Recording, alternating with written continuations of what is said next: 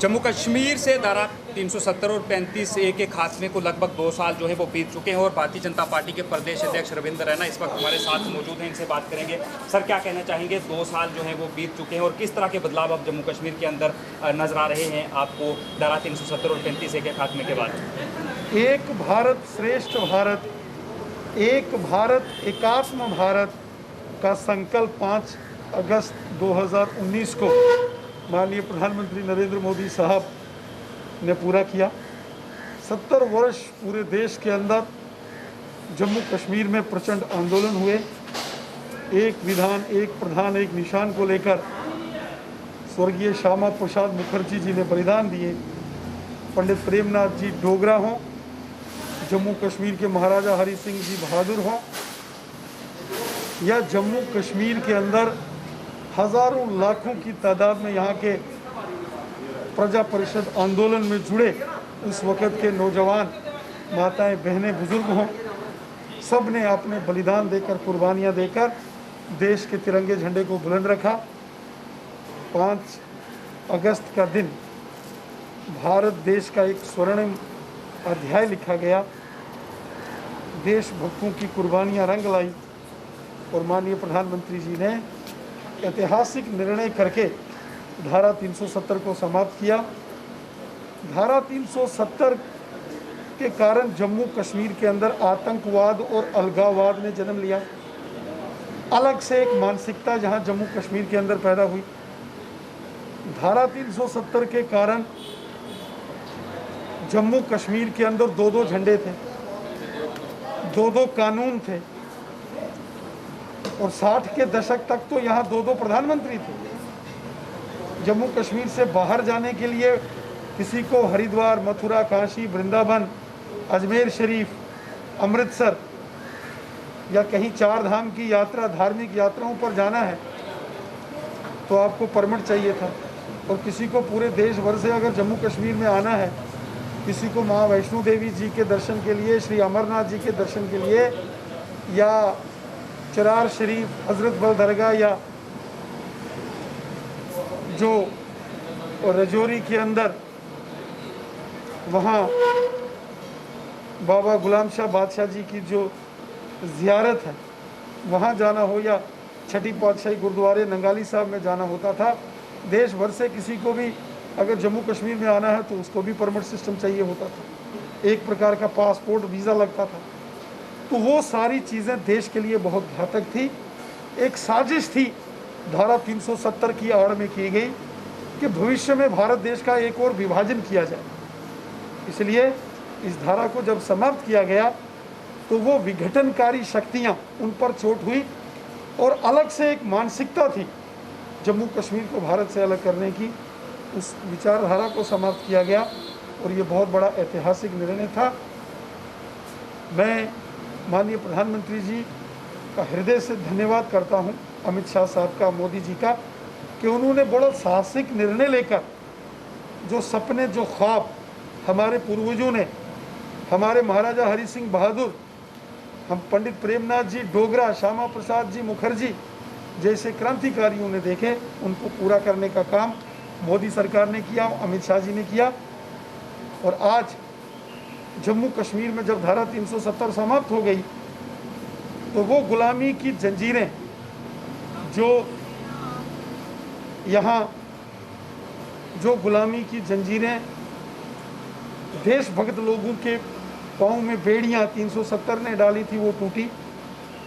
वो चाहे पश्चिम पाकिस्तान से आए रेफ्यूजी हों, POJK के विस्थापित हों, या वाल्मीकि समाज, गोरखा समाज, दलित समाज के लोग हों, गुज्जर बकरवाल समुदाय के लोग जो शेड्यूल्ड ट्राइब्स कम्युनिटी है, पहाड़ी कम्युनिटी, पहाड़ी लोग जो ज़िला रजौरी, पुंछ, बारामूला और कुपवाड़ा के अंदर जो लोग रहते हैं,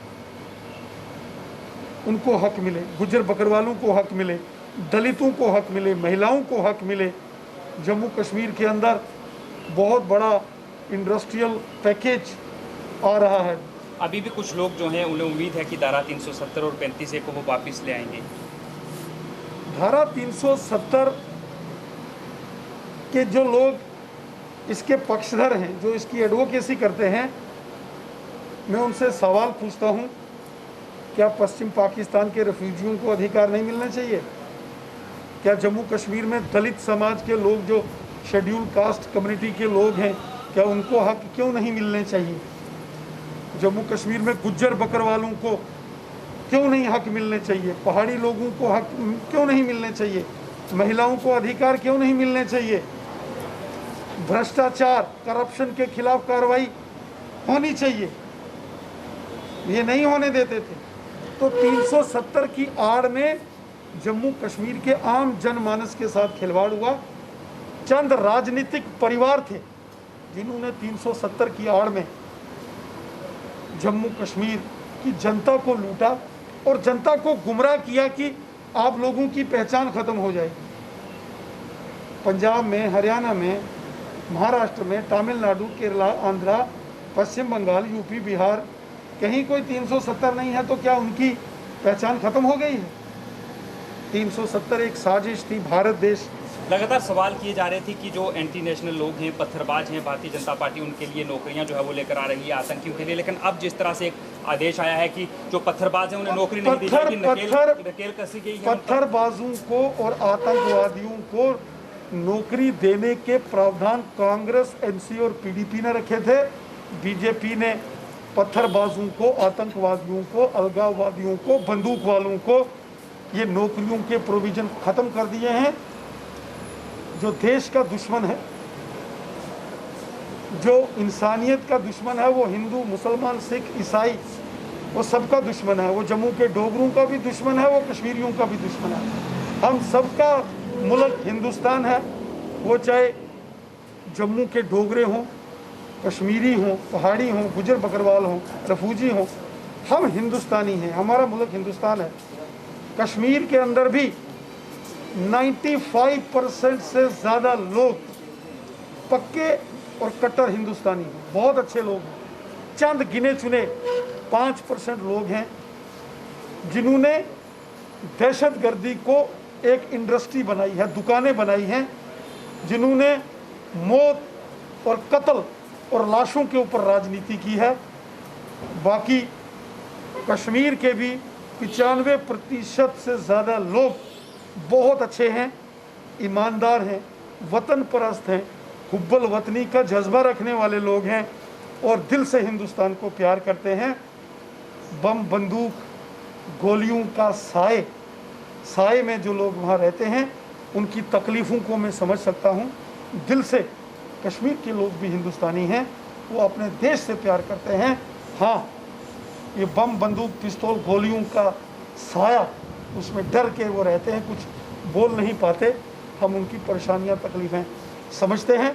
ये हिंदुस्तान हम सबका, हमारा हिंदुस्तान चंद्रशेखर आज़ाद, भगत सिंह, सुखदेव, राजगुरु, रानी झांसी, तात्या टोपे, मंगल पांडे, लाला लाजपत राय, डॉक्टर हेडगेवार जी का हिंदुस्तान है। ये अशफाक उल्लाह खां और बहादुर शाह जफ़र का हिंदुस्तान है।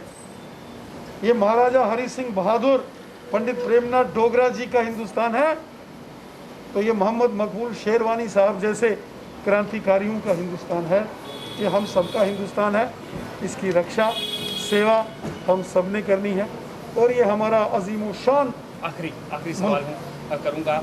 23 सितंबर को महाराजा हरि सिंह जी का जन्म दिवस है और सब कुछ तो बदला जम्मू कश्मीर में, लेकिन काफ़ी लंबे समय से एक मांग है कि उनके जन्म दिवस पर छुट्टी जो महाराजा है, हरि सिंह जी, छुट्टी हो पाएगी? महाराजा हरि सिंह जी की याद में 2 बड़े दिन। सबसे बड़ा दिन है 26 अक्टूबर 1947, जब हमारे महाराजा हरि सिंह बहादुर जी ने हस्ताक्षर करके जम्मू कश्मीर का पूरा विलय भारत के साथ किया। हमारी सरकार ने महाराजा हरि सिंह जी बहादुर, उनकी याद में उनको सलूट करते हुए, नमन करते हुए 26 अक्टूबर को विलय दिवस, जो महाराजा हरि सिंह जी के नाम से जाना जाता है, क्योंकि तब हमारे महाराजा हरि सिंह जी ने ही साइन करके पूरे जम्मू कश्मीर को भारत में जोड़ा था। हमारी सरकार ने उस 26 जुलाई को जम्मू कश्मीर का गेस्टेड हॉलीडे घोषित करके महाराजा हरि सिंह जी को ही सलूट किया। बहुत बहुत शुक्रिया। Thank you. ये थे रविंदर रैना जो कि साफ तौर से कह रहे थे कि धारा 370 और 35A में बड़े बदलाव होने के बाद जम्मू कश्मीर की बात करें तो लोगों को राहत की सांस जो है वो आई है, और कुछ लोग उन्हें तकलीफ ज़रूर हो रही है क्योंकि उनकी दुकानें बंद हो चुकी हैं। और वहीं अगर वाल्मीकि, गोरखा और या दूसरे जो समाज हैं जिन्हें अभी तक वो हक नहीं मिले थे धारा 370 में बड़े बदलाव होने के बाद, उन्हें वो हक ज़रूर मिलेंगे। सुनील शर्मा के साथ रवि शर्मा, जेके न्यूज़, जम्मू।